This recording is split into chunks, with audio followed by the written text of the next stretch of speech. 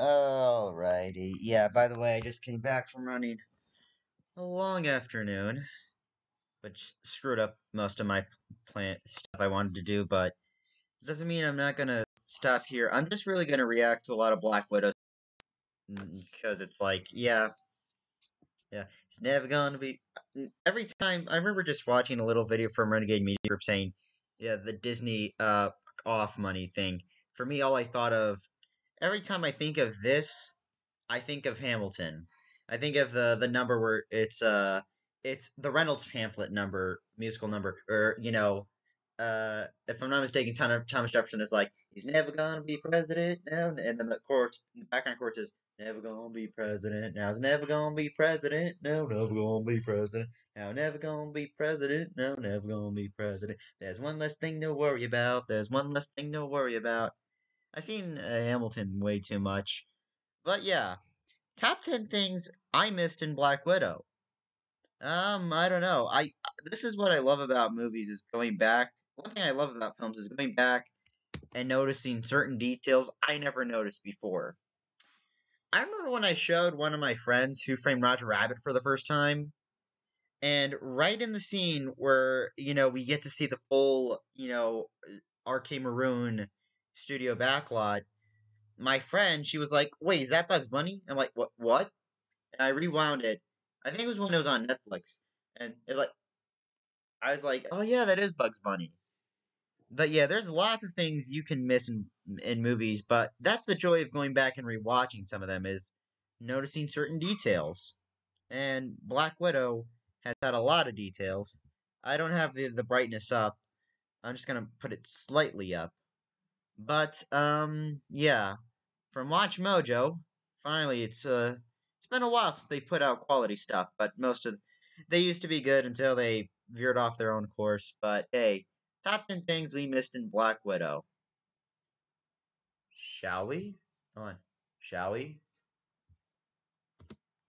This thing that you do when you whip your hair when you're fighting with the Oh, I can see the jokes on the internet now. The when you whip your arm head and the like hair. this and then someone plays.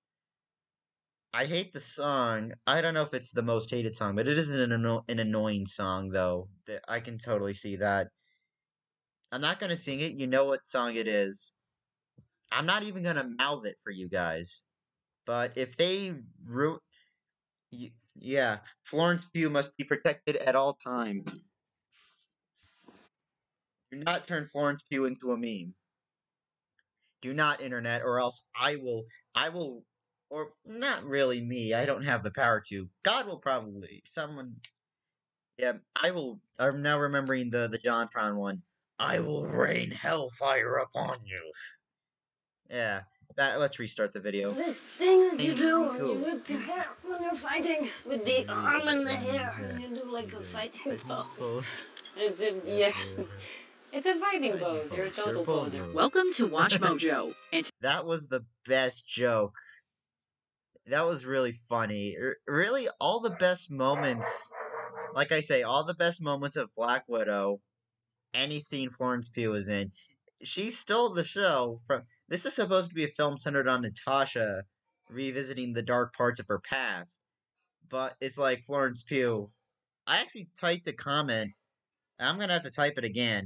Breaking news: Florence Pugh is hospitalized with severe back pain after having to carry the entire Black Widow movie. I wish her a well and speedy recovery. Also, this scene when Nat hit her head on Dreykov's stable and she just did that is like, oh, that's painful. That's never happened to me before, but it looks painful. today we're counting down our picks for the top 10 things you missed in Black Widow. This is cozy. Barton and I spent 2 days hiding out up here. Great. Perfect timing. Where's an Avenger when you need one? Miss American Pie. For this list, we're looking at the Easter eggs. The levee, but the levee. That's such a good song, though. Comic book references and MCU callbacks you might have missed in Natasha Romanoff's solo film. Also, what's interesting about the song, I mentioned it was also in season 3 of Stranger Things.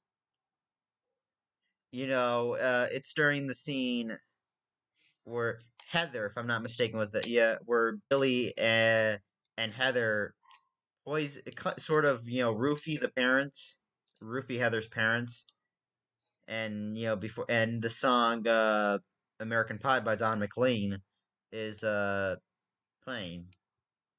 I'll tell you what, the version I heard the most was the Weird Al parody, which was centered around yeah.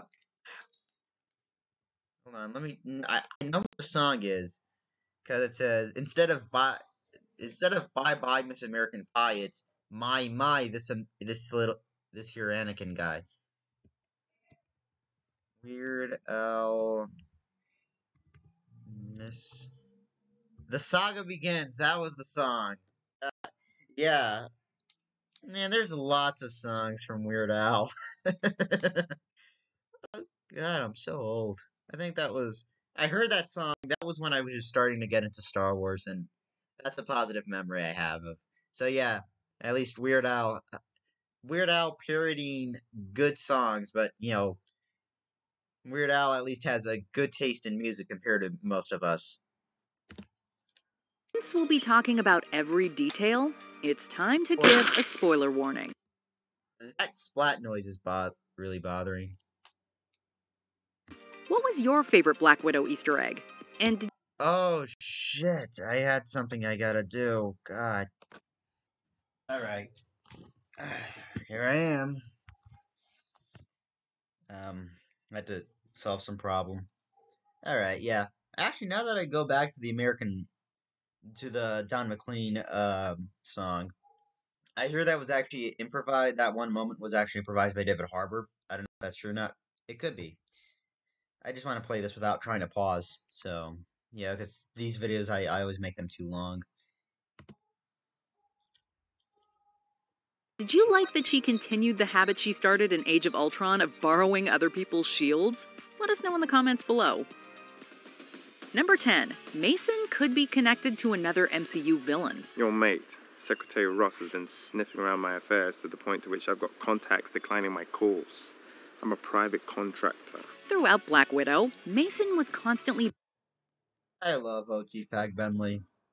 there to give Natasha essential resources and his friendly face. While we don't learn too much about his life in the film, he's traditionally related to a sinister Spider-Man villain. Rick Mason has been depicted as the son of Phineas Mason, aka the Tinkerer in the comics. Spider-Man Homecoming featured this villainous inventor as part of the Vulture's crew. Mason, can you get that high-altitude SEAL thing up and running in time? Seriously? Yes. You will not regret this. We have no confirmation that the two men are father and son, or if they even know each other. However, the Mason we meet is good at acquiring goods under the table, and the Tinkerer made a living selling weapons on the black market. Having the two be related would make a lot of sense. Go on, say it. I want to hear it. It would really Yeah. be good for me to hear it. Really. Maybe as, like, stepbrothers, something? Brother from another mother? Who knows? I'm impressed. Number 9. The year 1995 pays homage to the comics. How about GoldenEye? Because GoldenEye came out in 1995. Sorry, I'm eating cake. Upside down. And I bet you're gonna fall down first. No, you will. The film opens with an extended look at Natasha and Yelena's happy and ultimately harrowing childhood in Ohio. This prologue ends with the two sisters being forced to return to Russia in 1995. In our world, Tell you what, I think Milla Jovovich's daughter has a better chance at a better acting future than, well, most. the Fury Black Widow Death Duty graphic novel debuted that same year. The story follows Black Widow arriving in Russia to help solve a case that involves a mysterious superpowered individual. This plot mirrors Natasha's overseas journey in the film to solve a mystery while avoiding the powerful Taskmaster. Wait, what was the name of the comic again? Because I've read a few Black Widow comics, mostly the Marvel Knight stuff, like I mentioned. The Fury Black Widow Death Duty graphic novel debuted that same Death Duty, okay. film to solve a mystery while avoiding the powerful Taskmaster. Put your seatbelts on. She's such a mom.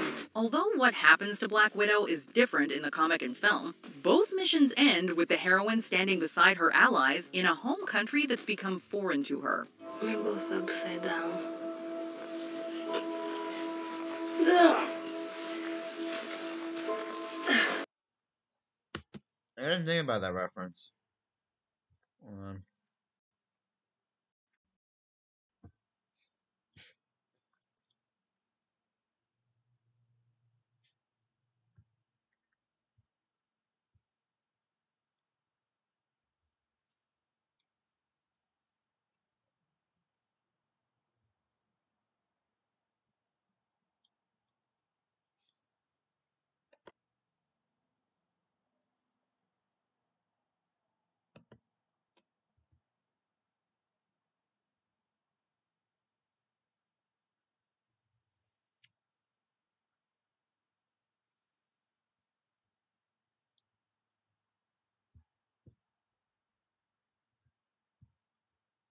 I didn't think about that reference to the upside down thing. Number 8. A villain gives Natasha information about her parentage again. After Natasha learns new information about the birth mother she never knew, she tries to get more information about her mom from the cruel General Dreykov. But he can't even provide her mother's name. What was her name?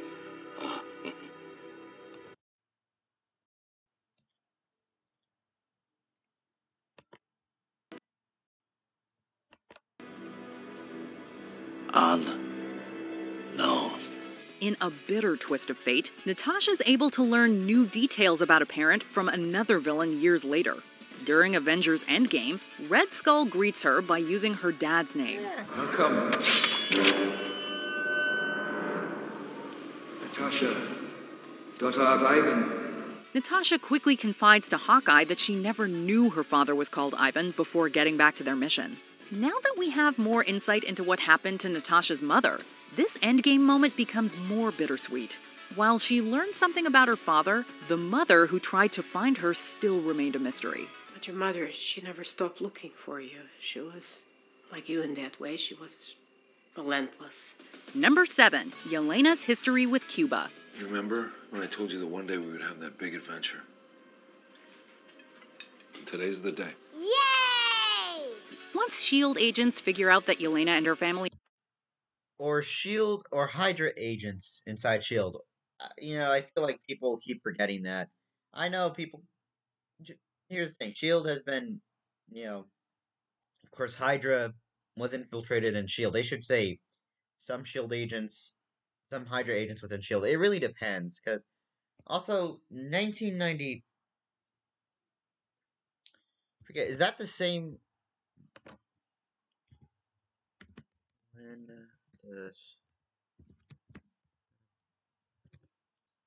When does Captain Marvel take place? 1995. Oh, yeah.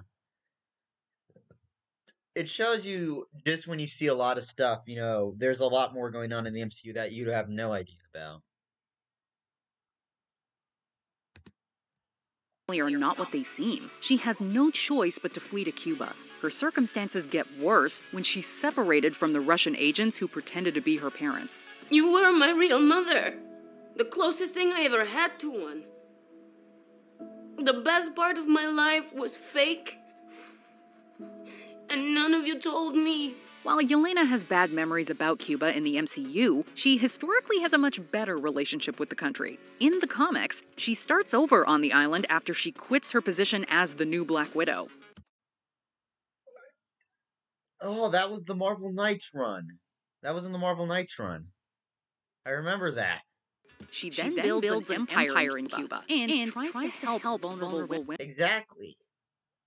Wow, finally something that I actually remember. Yeah. I remember that. She was, she had fled Cuba after a while. When the movie ends, Yelena's surrounded by women who were recently freed from brainwashing. Maybe she'll build a business in Cuba on screen to help them out. He had widows implanted all over the... That depends. That would be awesome to see, or... I don't know. I mean, Sharon Carter has done some shady stuff ever since. Although Yelena is arguably the better character. World. Melina will need to copy the formula, but you should be the one to tell him it's over. Number 6. Natasha's grim endgame fate is heavily foreshadowed. Is that all there is left? Mm-hmm. It's the only thing that can stop Dreykov and his network of widows. Natasha and Yelena get their hands on an item that can save the women in the Red Room from a life of servitude. Unfortunately, the assassins they were trying to save come after them. During the chase, Natasha tries to prevent one of her pursuers from falling from a great height. But the assassin refuses the Avengers' help and falls to the ground. Years later, Natasha volunteers to fall from a great height so Hawkeye can get the Infinity Stone and save countless lives. The last 5 years I've been trying to do one thing, get to right here. That's all it's been about, bringing everybody back. No, don't you get all decent on me now. What, you think I want to do it? Although he tries to stop her, she refuses his help and descends. Although Natasha couldn't save the assassin that never had a choice, This was brutal.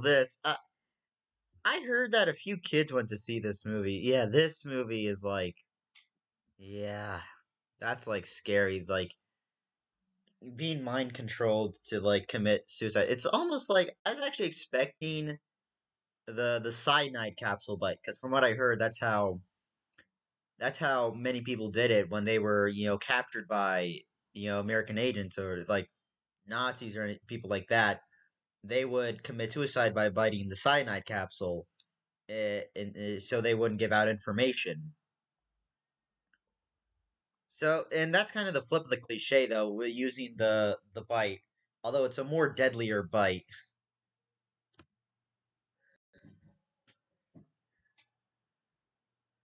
she freely chose to sacrifice her life to restore the universe. You know, I wish there was a way that I could let her know. But we won. We did it. Number 5. The pheromone reveal could have been worse for Natasha. How are you controlling me? I'm not controlling you, Natasha. Well, not yet.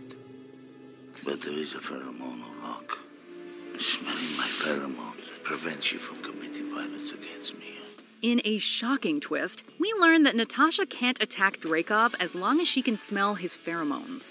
Fortunately, Melina gave her a heads up about this limitation earlier. Natasha, to block receptors in olfactory center, you have to sever the nerve. I can handle that. Natasha then makes the painful decision to break her own nose to give him some well-deserved... That hurts. Oh, this is what I mean. This movie hits more than I expect. Oh, jeez. payback. Although the Avenger did the same thing in the comics to defeat a villain who knew about her weakness, there was another shocking twist. It was revealed that Nick Fury also used the pheromones to help convince Black Widow into working for him. Thankfully, the MCU leaned away from that dark twist and had this pheromone reveal end with Dreykov. You took my choices and tried to break me. But you're never gonna do that to anybody ever again. Number 4. A cool and complex Crimson Dynamo callback. How is this relevant? You know. Fathers. While Yelena is having a very weird father-daughter chat with Red Guardian, she calls him by the wrong nickname. The only thing you care about are your stupid glory days is the Crimson Dynamo, and no one wants to hear about it. This Crimson Dynamo moniker is most directly related to Ivan Vanko, aka Whiplash in the MCU. After Howard Stark accused Anton Vanko of being a Russian spy, Ivan Vanko became Whiplash and tried to take his revenge against Tony Stark in Iron Man 2. The villain's backstory is nearly identical to one of the many Crimson Dynamos in the comics. But what really makes Yelena's nickname mishap shine is the fact that Whiplash and Natasha debuted in Iron Man 2. This Crimson Dynamo callback ultimately shouts out the film where Black Widow started in the MCU.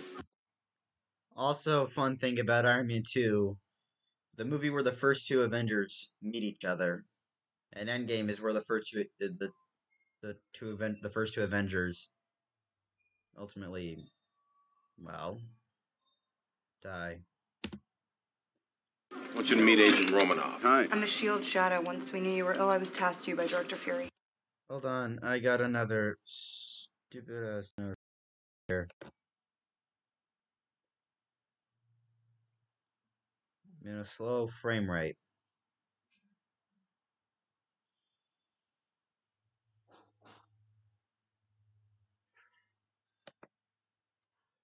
We're good.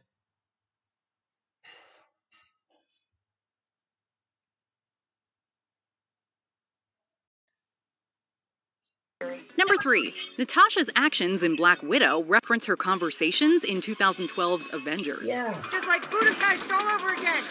You and I remember Budapest very differently. 9 years after Hawkeye spoke about Budapest, or as Natasha prefers to say it, Budapest, we That's actually how I think it's pronounced. Budapest. finally get deeper insight into what happened there. It turns out that she and Barton had to hide after they tried to assassinate Dreykov. This Budapest story also calls back to one of Loki's taunts in 2012's Avengers. Can you wipe out that much red? Dreykov's daughter. Although it was believed that Dreykov's young daughter lost her life during Natasha's assassination attempt, it turned out the little girl lived and became Taskmaster. Played by none other... I will say, the fact that it took me until the end credits to figure out, because I knew Olga Kurylenko was in the movie, but I don't know, I feel like it's like, oh, although this is scary, just like that look, half of that burnt face. I do hope they give more for Olga Kurylenko to do, though. I love Olga Kurylenko. Taskmaster. Loki thought bringing up this traumatic incident would rattle Natasha, but she lets him believe he hurt her, gets the information she needs, and thanks him. Thank you for your cooperation. Seeing Natasha do the same thing to Dreykov... I will say, I am so glad that Joss Whedon is no longer associated with the MCU. Marvel has refused to comment on the situation, but me personally, I'm glad, because I've seen the first two Avengers films back to back, and I noticed there are aspects in the first movie that do not age well. Particularly Whedon's style. You know. And, it's just... Let me close this damn door. I don't know, I just... You know, just kind of like, you know... The thing is, Whedon just really... The problem is, Whedon relied on dumb luck, mostly, and when you see Justice League, you'll see how much dumb luck he was relying off of, and how that dumb luck quickly wore off. I feel like it's ever since Ike Perlmutter interfered with Age of Ultron, that he just became even worse after that. You know, and I know people are gonna defend Joss Whedon, but yeah. The fact that one of my favorite shows was written by a difficult-to-work-with son of a bitch like Whedon is sad. Because I love Firefly. It was a show that was way ahead of its time, but it's like... I don't know. I could do a better version. Seriously, Marvel, hire me as a consultant. I don't care how much I say it. Hey, I mean... Tyrone Magnus got to have a chat with Zack Snyder. Weird things, I mean... That's like, I'm pretty sure that was one of Tyrone's goals, because, like, Tyrone loves Zack Snyder. Is, like, a huge fan of Zack Snyder films. And then, you know, it's, like, to the point where it's, like, yo, both of them. It's, like, Tyrone has achieved ultimate god status. I love Tyrone Magnus. I love Tyrone. Brought the Avengers callbacks full circle. Don't take it personal. That was an but... interesting reference, though. The Dreykov's daughter from Avengers. Thank you for your cooperation. Number 2. Natasha helped Taskmaster join a secret Avengers team before. Who the hell is that guy? Draco's special project. He can mimic anyone he's ever seen. It's like fighting a mirror. Dreykov only deploys him for top priority missions. Doesn't make any sense. Antonia Dreykov definitely didn't choose to become the fearsome villain Taskmaster, but she may be able to do some real good in the future as an Avenger. In the comics, Black Widow and a few other undercover heroes rescue an imprisoned Anthony Masters, aka Taskmaster. He agrees to join the secret team of Avengers after he's threatened by Phil Coulson. Black Widow treated Taskmaster with kindness and understanding in the MCU. I'm gonna open the door. You're gonna come after me. It's okay. It's okay. I know you're still in there. And I'm not gonna leave you. While Natasha is no longer around, Antonia is now alive and free to make her own decisions. I'm sorry. I'm sorry.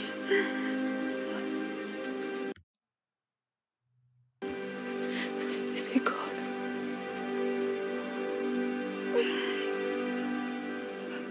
He's gone. There's a chance we'll see Taskmaster using her considerable fighting skills to help others in the future. Before we continue, be sure to subscribe to our channel and ring the bell to get notified about our latest videos. You have the option to be notified for occasional videos or all of them. If you're on your phone, make sure you go into your settings and switch on notifications. Number 1. Natasha's Bond film foreshadows her entire movie's plot. That is true. Although I will say Black Widow did it far better than Moonraker ever could. Why did you break up the encounter with my pet python? Her entire movie's plot. Why did you break up the encounter with my pet python? Because I discovered he had a crush on me. That is the best pun in the movie overall. Before Black Widow leaps into action, she kicks back and watches the film Moonraker. Her solo movie shares a lot of similarities with that James Bond adventure. During the film, 007 is forced to fall from a plane without a parachute. Natasha has a similar issue when she gives her parachute to Yelena in midair. And just like Bond got into trouble with a supervillain after stealing a mysterious vial, Black Widow was targeted as soon as she got her hands on red vials. If you didn't think I'd come here, why'd you send me this? You brought it back here? I'm not here trying to be your friend, but you need to tell me what that is. The biggest piece of Moonraker foreshadowing is the villain's hideout. While Bond traveled to a floating space base, Black Widow flew to a levitating red room in the sky. Since Natasha wins the day, it's safe to say her familiarity with Moonraker paid off. I guess I can understand why people would not like they want the Moonraker route. Although, if I am being honest, Moonraker is a better Bond movie than... what was it? Okay, here's the thing. When it comes to the Roger Moore movies, the best ones, in my opinion, The Spy Who Loved Me, For Your Eyes Only, which is the best one in my opinion, and Octopussy. Because, All Time High, I love that song. On an all-time high. But Moonraker, it's a fun movie. It's ultimately a better Bond movie than, say... it's better than Die Another Day. It's better than View to a Kill. It's better than Live and Let Die. It's better than The Man with the Golden Gun, even. Hey, you take care of yourself, okay? Don't worry, I got this. My damn dogs keep barking. I do not catch a break with them. I am very sorry, ladies and gentlemen. I am very sorry. Oh, 15%. On my Do you agree with our picks? Check out this other recent clip from WatchMojo. And be sure to subscribe and ring the bell to be notified about our latest videos.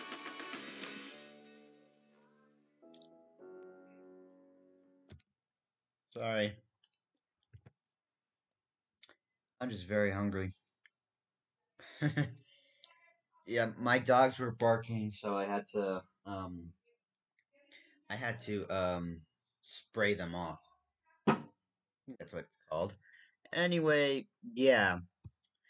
Now that I think about it, yeah, the Moonraker, I do hope that, that's always a thing, is, it's funny, before Star Wars, actually, before Marvel, like, the biggest franchise was, like, James Bond.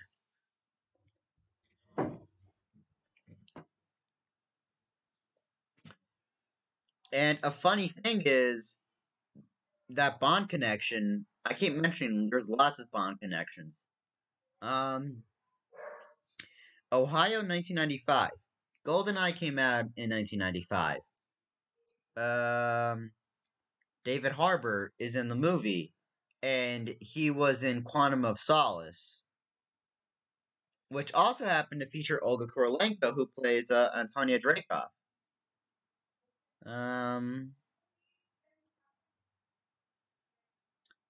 And what's interesting is that Daniel Craig is married to Rachel Weisz, who plays Melina in this film. God, there's more Bond connections in this movie than I realized. But yeah.